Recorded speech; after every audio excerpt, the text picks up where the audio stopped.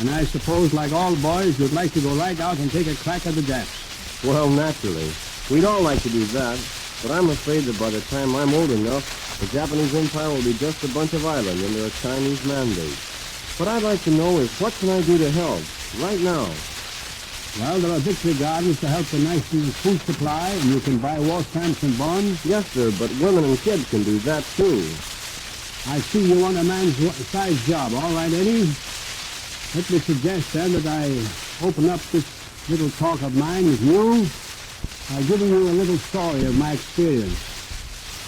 When I was president of the Los Angeles Chamber of Commerce way back in 1910, that's 32 years ago, a squadron of Japanese warships came to San Pedro Harbor, and it was my duty as the president of the chamber to preside at the luncheon in their honor.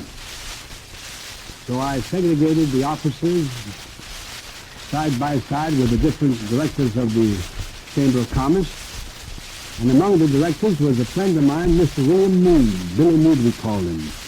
I put him in between two captains. As the luncheon proceeded, I noticed that Mr. Meade left his place assigned to him and was at the foot of the table talking with very great enthusiasm to a lieutenant commander.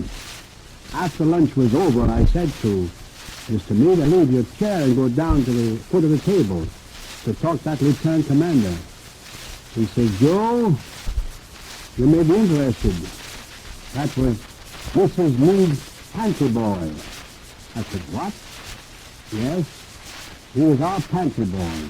Mrs. Meade used to always like pantry boys from the Japanese colony because they were clean, courteous, and attentive to their duties.